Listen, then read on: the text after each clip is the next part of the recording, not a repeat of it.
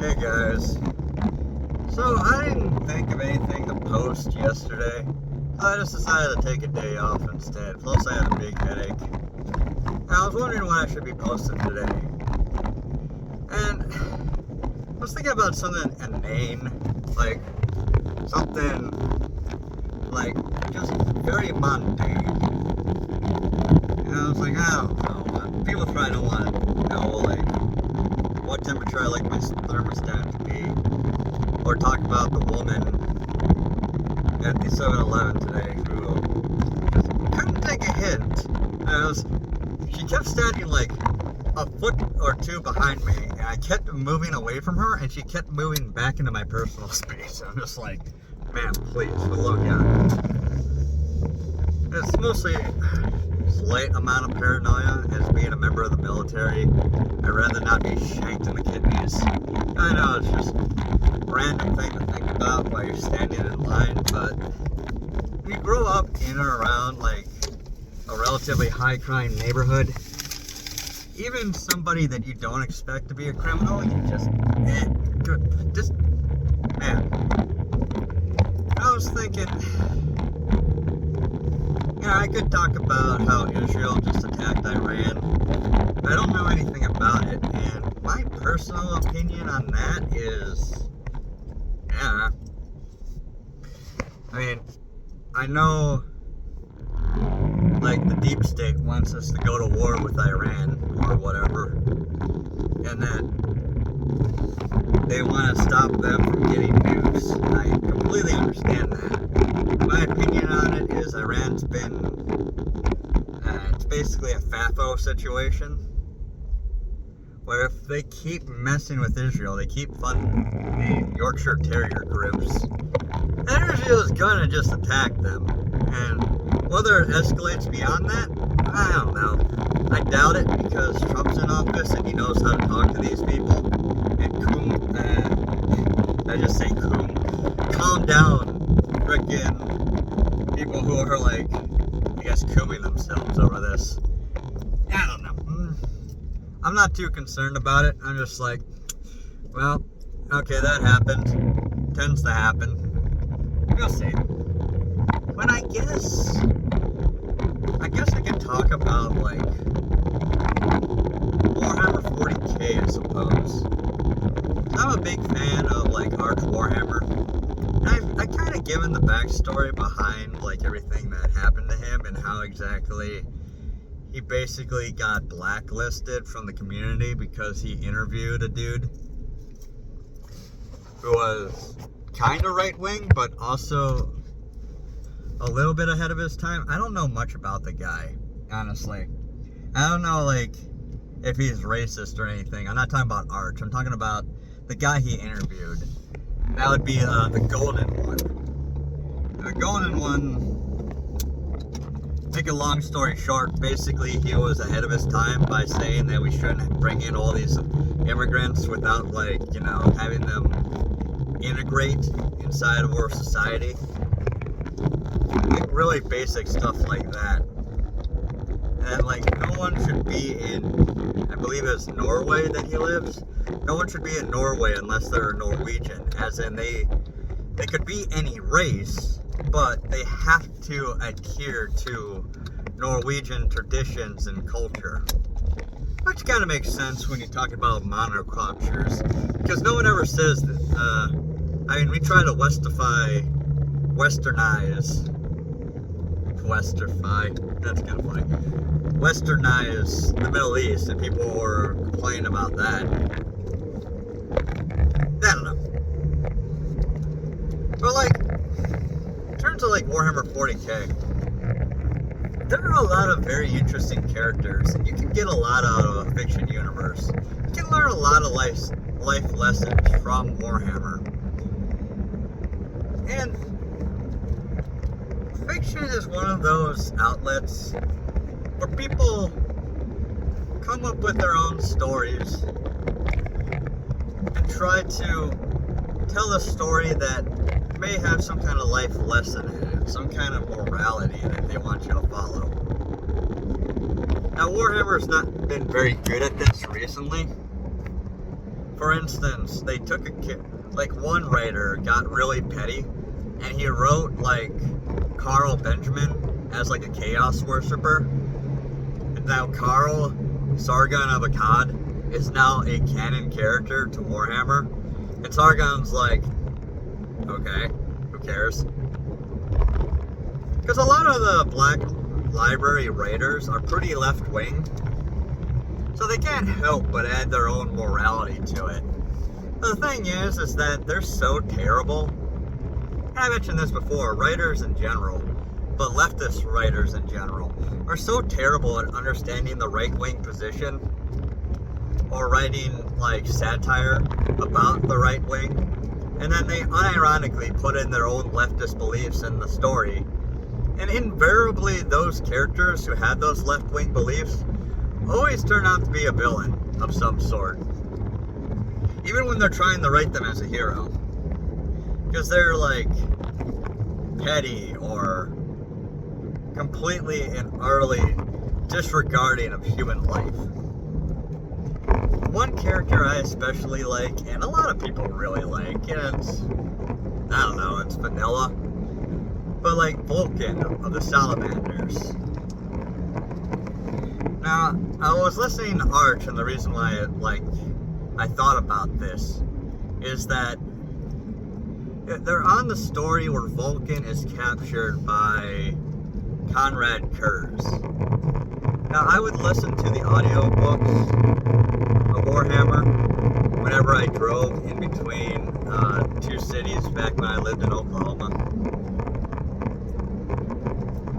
But I don't really listen to the audiobooks anymore. I got to a certain point, and I want to go back and listen to the rest now that the Horus Heresy series is over. There's so many books, man, and it costs so much money to pay for even just the audiobooks. And if Audible ever goes down, I'll lose access to all those books. And some of those books are like 12 hours of audiobook drama. It's a lot, man. And audiobooks are one of those things where I can't really listen to at like twice the speed like I do with my political videos. Even when I watch Arch videos, I try not to watch him at like twice speed because I like his accent. His accent, I got used to it after a while, but his accent is not fun to listen to at 2 times speed. Also, I legitimately like his videos, unlike a lot of the political stuff I listen to, because I listen to the political stuff to be educated, but it can get me somewhat mad, you know? But I like Vulkan anyways. Again, rambly video today, but I like Vulkan. And he's got like so many good moments inside the book I'm thinking about. Vulkan Lives,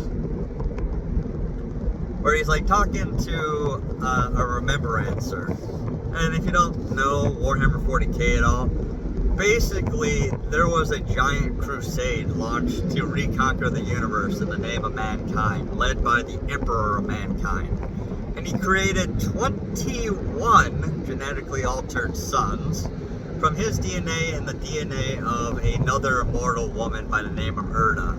A lot of people don't like Erda, by the way. Terrible character. Absolutely terrible motivations and zero self-awareness whatsoever. I never understood people, both in fiction and real life, who don't have any self-reflection whatsoever. Who never realized that, like, maybe what they did was not, like, a good idea. But it is what it is. Terrible character, that Erda. But, anyways, the Crusade, as it was called, was launched by the Emperor of Mankind, and he had to search the galaxy for his wayward sons that were released into the universe by Erda, because she was afraid that they would be used and abused by the Emperor. Well, a lot of them ended up on very, very crappy planets. Absolutely horrible, terrible societies. Civilizations completely corrupt to the core in many cases. Worlds that are so hostile, so backwards that they don't even have like regular guns anymore in some cases. Like people, like places where they're still using like spears because technology has just completely degraded after a huge revolt of robots throughout the universe. And Vulkan was no exception. Eventually he's found and he pledges allegiance to the Emperor of Mankind. He ended up on a volcano world.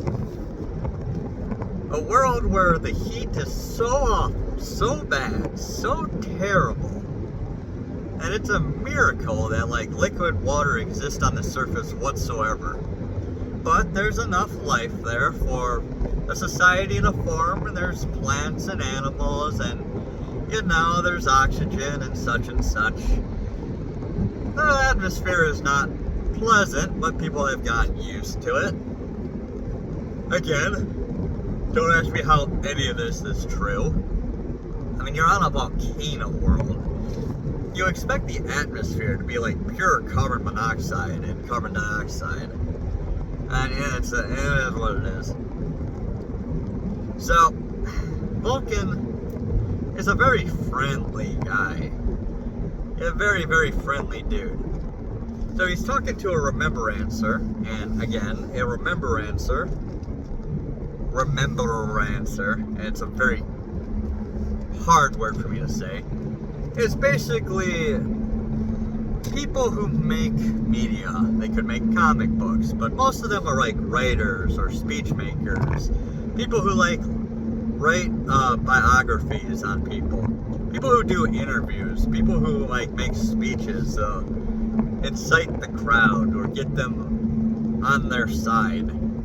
Painters, sculptors.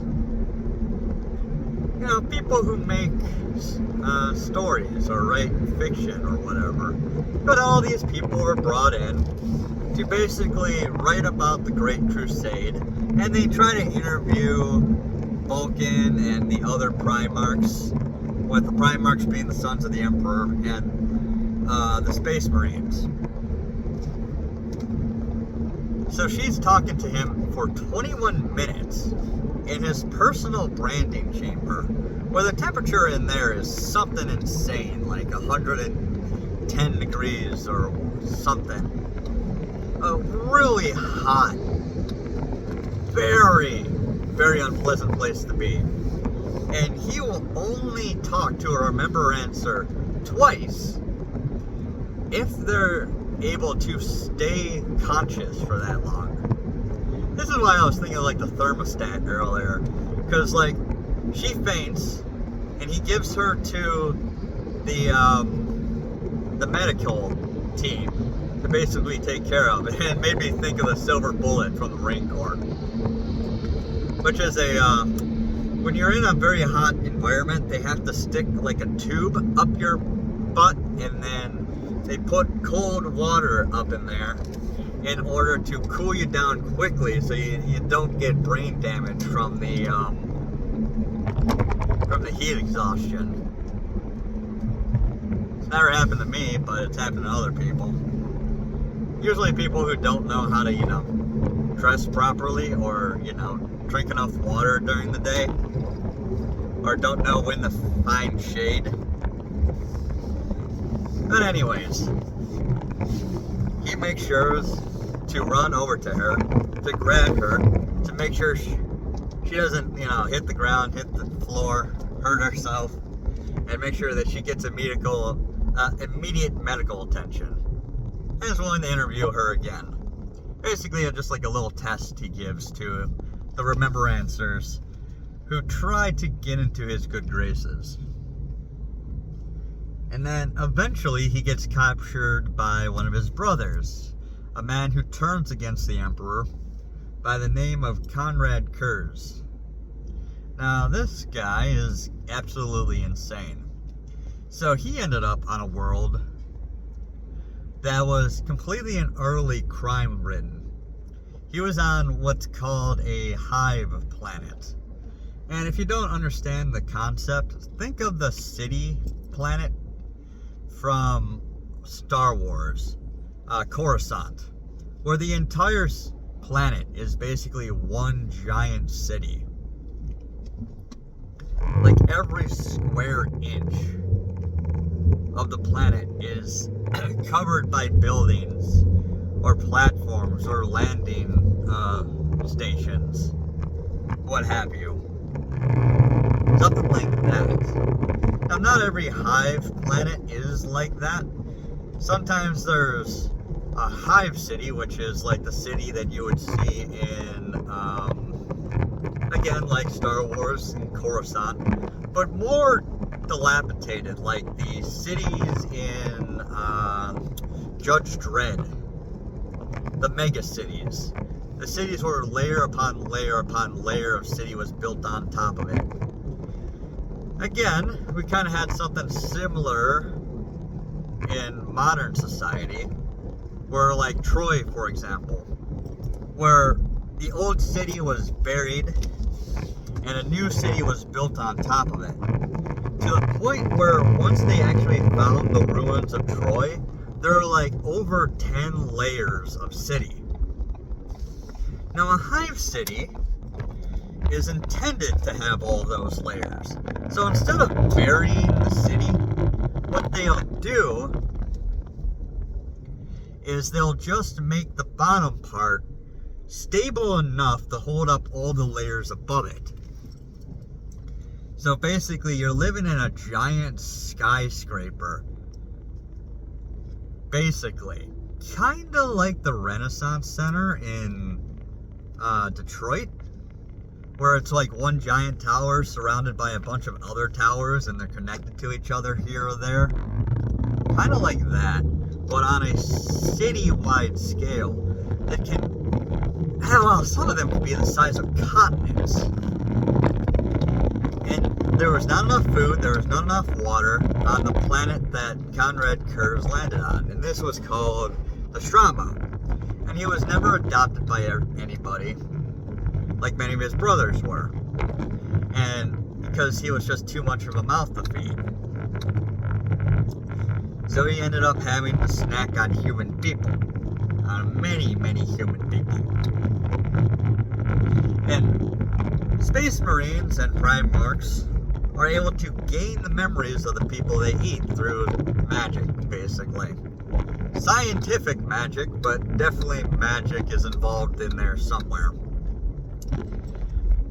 And he notices that everyone on the planet is a criminal.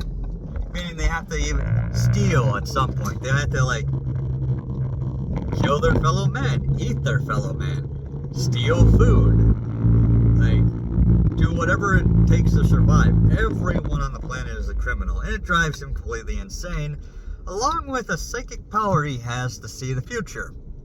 And every time he looks into the future, he sees the absolute devastation and destruction of humanity and the universe as a whole.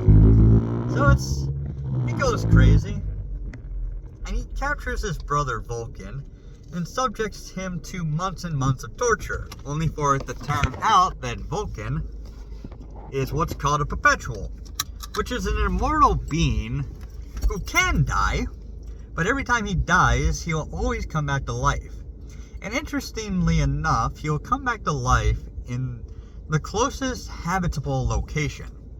So even if his body is not completely destroyed, he'll form a new body, or his body will decompose, and like the particles will travel to a location where it will be rebuilt from scratch, and he can survive like that.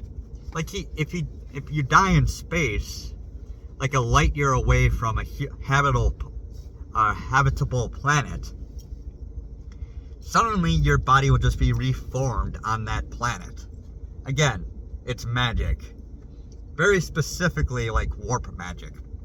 And there's an absolutely awesome scene after months of torture, after months of being killed.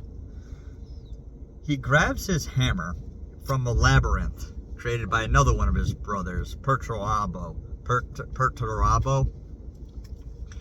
And it has a teleportation beacon on it, which means that he hits a button and it will teleport him to somewhere.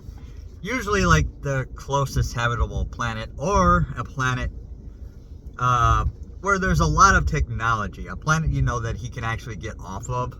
He wouldn't have to build a spaceship from scratch using like a forge or anything like that.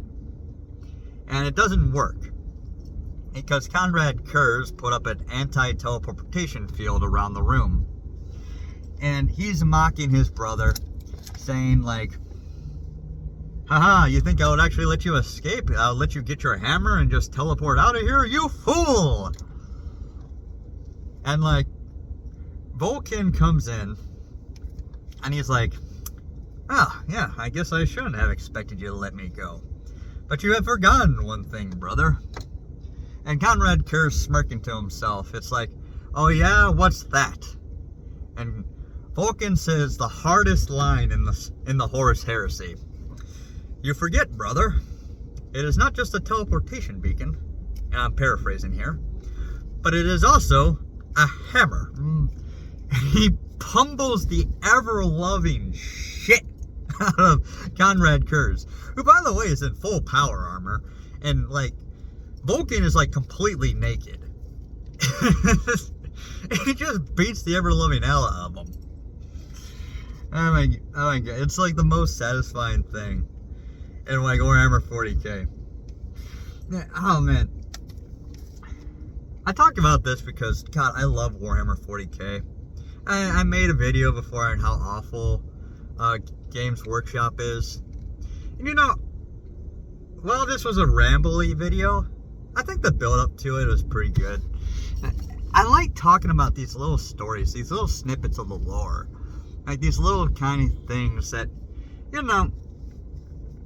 because during the entire ordeal, Conrad Kurz is trying to torture Vulkan. And he is like killing his sons in front of him, forcing him to watch people die, giving Vulkan like the opportunity to like, for one instance, at one point he has to hold up a huge stone block, and if he drops it, it will kill a bunch of people. And Vulkan knows that there's no winning this. Like, if he lets go, the people will die instantly, and their suffering will end very quickly. And there's very little chance. He can't break the block. He can't smash it. Like, the people inside are completely helpless. No one's coming to his rescue, more than likely. Like, he can hold it up for, like, a day or two, but eventually it's going to drop and kill the people. But Vulkan has to try. He has to try to save these people. He just hopes that somebody, somewhere, will come along, or if he survives long enough, Conrad Kurz will have some kind of mercy. He doesn't. But he's just such a nice guy. He needs to try. He can never stop trying. And that completely breaks Conrad Kurz's mind. Because when Conrad Kurz comes across an individual like this, he can usually just, kill them. Because when he kills them, they can't continue to be nice like that. Their ideology was false. The universe is a cruel place, that these people would never survive, that he makes sure that they can't survive, and that because of that, like, they can make no real difference in the world. So their beliefs were pointless. Well, with Vulkan, he keeps coming back to life over and over and over and over again, which means he cannot wipe this goodness off the face of the universe. He cannot break Vulkan. He cannot make Vulkan turn evil. He cannot make him callous or willing to just give up. Vulkan always has to try. And it drives Conrad Kurz completely insane, knowing that there's this pure individual that will not go down the same horrible path that Conrad Kurz chose for himself. Conrad Kurz chose to be a monster. And it's something that I think about. Now, whether or not an individual like Vulkan could exist, I think so. Not the being alive forever thing and always coming back to life thing, but being completely uncompromising and being a good person. Being completely incorruptible in that way. And I really enjoy those kinds of stories, especially a story where a straight up villain like Conrad Kurz, I mean, he's got his nuances to him, But in the end, he's basically just a straight up villain. It's nice to see a character like that humbled. So, just thoroughly. But, you know, occasionally I think I'll make a video like this where I point out some story in like 40K or some other fictional universe and kind of explain like the concepts of like planet cities or city planets. However you want to call them. I guess city planets make more sense.